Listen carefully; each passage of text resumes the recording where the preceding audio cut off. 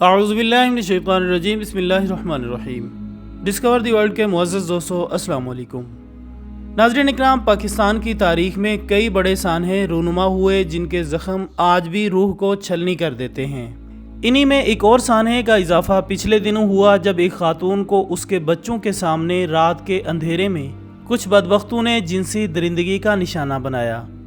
اس تمام واقعے کی تفصیلات اور اس کے بعد عوام کا سخت رد عمل آج ہماری اس ویڈیو کا موضوع ہے۔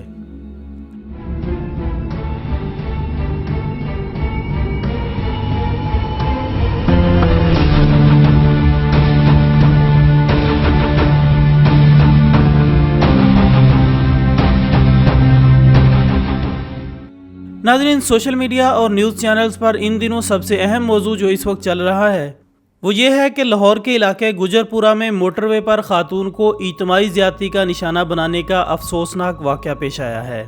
متاثرہ خاتون کا کہنا تھا کہ وہ اپنے رشتہ داروں کے گھر تھی، انہوں نے اس وقت سفر نہ کرنے کا مشورہ دیا تھا، لیکن اس نے خود کو محفوظ محسوس کرتے ہوئے پہلے کی طرح اسی راستے پر سفر کرنے کا ارادہ کیا اور رات کو تقریباً 1:30 بجے اپنی کار میں اپنے 2 بچوں کے ہمراہ لاہور سے گجرانوالہ واپس سفر پر نکل گئی۔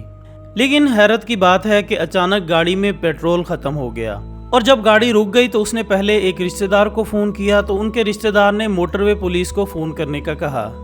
پھر اس خاتون نے فوراً موٹر وے پولیس کے ایمرجنسی نمبر پر کال کی۔ پولیس نے پہلے اس کی لوکیشن لی مگر پھر موٹر وے پولیس نے کہا کہ یہ علاقہ ہماری رینج سے باہر ہے۔ خاتون کا کہنا تھا کہ وہ اس صورتحال سے واقف تھی، اس لیے اپنی کھڑکیوں اور دروازوں کو لاک کر دیا۔ اتنے میں اچانک 2 آدمی کہیں سے سامنے آئے، ان کے پاس لاٹھیاں اور بھاری پتھر تھے۔ انہوں نے لاٹھیوں اور پتھروں سے کار کی کھڑکیوں کے شیشوں کو توڑا اور خاتون کو بری طرح مارا پیٹا۔ خاتون کے ساتھ ساتھ بچوں پر بھی تشدد کیا۔ وہ درندے چھوٹے بچے کو پکڑ کر بھاگ گئے، جس کی خاطر خاتون بھی ان کے پیچھے بھاگی۔ پھر وہ درندے زبردستی خاتون اور اس کے بچوں کو نزدیکی جنگل میں لے گئے، جہاں بچوں کے سامنے خاتون کو زیادتی کا نشانہ بنایا اور اس سے طلائی زیورات اور 1 لاکھ روپے کیش لے کر فرار ہو گئے۔ آخرکار جب پولیس وہاں پہنچی تو انہوں نے دیکھا کہ خاتون کی گاڑی کی کھڑکیاں ٹوٹی ہوئی ہیں اور بچے اور خاتون بری طرح سہمے ہوئے ہیں۔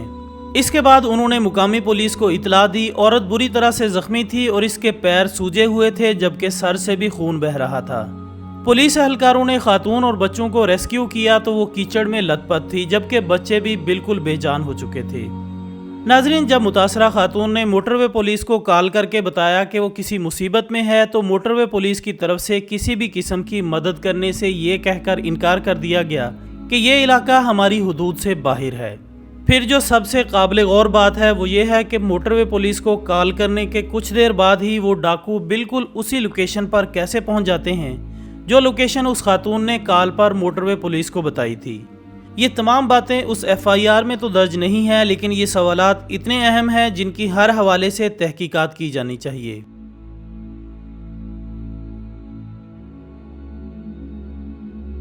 یہاں اس کیس کا ایک اور پہلو بھی سامنے آتا ہے جسے کسی بھی صورت نظر انداز نہیں کیا جا سکتا، اور وہ یہ کہ متاثرہ خاتون 1 لاکھ روپے نقدی لے کر اپنے بچوں کے ساتھ رات دیر کو موٹر وے پر سفر کو نکلتی ہے تو یہ تو صاف ظاہر ہے کہ ضرور کوئی اہم بات تھی یا کوئی ایسی ایمرجنسی تھی جس نے اس خاتون کو رات کے اندھیرے میں سفر کرنے پر مجبور کیا تھا۔ لیکن وہ ایمرجنسی کیا تھی اس کی تفصیلات ابھی سامنے آنا باقی ہے۔ اب جو بات قابل غور ہے وہ یہ ہے کہ اس خاتون نے اتنے بڑے سفر پر نکلنے سے پہلے گاڑی میں پیٹرول چیک کیوں نہیں کیا، کیونکہ ایسا ہو نہیں سکتا کہ کوئی لمبے سفر پر نکلنے سے پہلے اپنی گاڑی میں پیٹرول چیک کرنا بھول جائے۔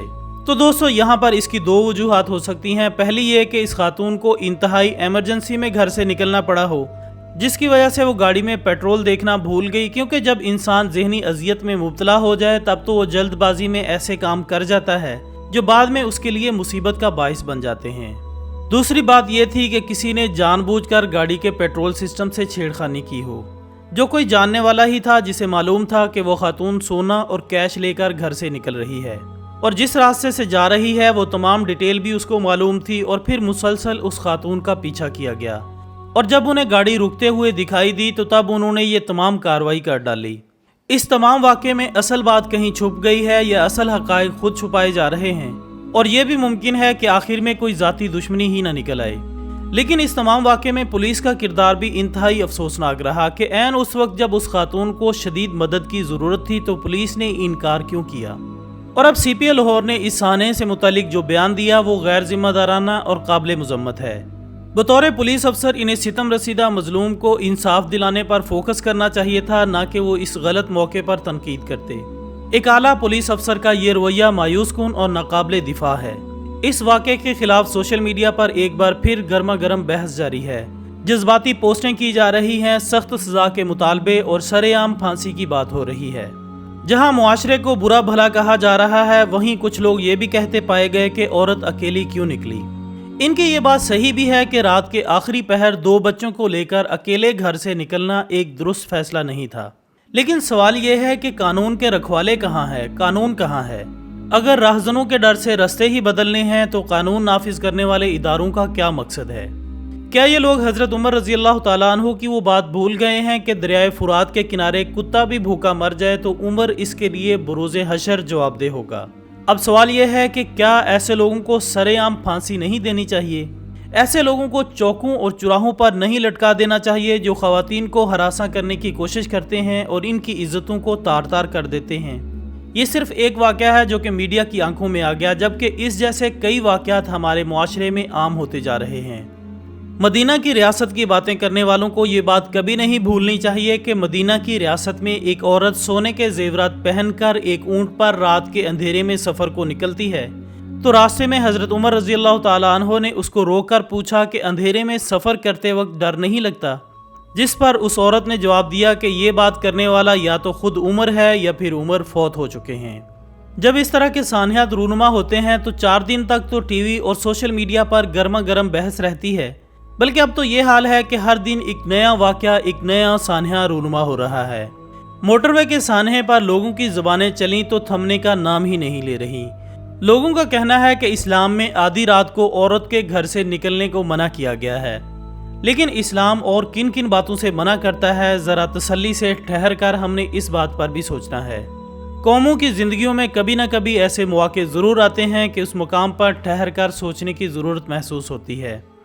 اگر آج مستقل بنیادوں پر اسلامی اصولوں کے مطابق معاشرے کی تعمیر نہ کی گئی تو مستقبل میں اور بھی خوفناک نتائج کے لیے تیار رہنا ہوگا۔ اللہ تعالی ہمارے معاشرے پر رحم فرمائے اور معاشرے کی خواتین اور بچوں کی عزتوں کو تار تار کرنے والے درندوں کو نیست و نابود فرمائے، آمین ثم آمین۔ یہاں پر ہماری آج کی اس ویڈیو کا اختتام ہوتا ہے۔ اپنا دوستوں، رشتہ داروں اور گرد و نواح کے تمام لوگوں کا بہت خیال رکھیے گا۔ اللہ حافظ۔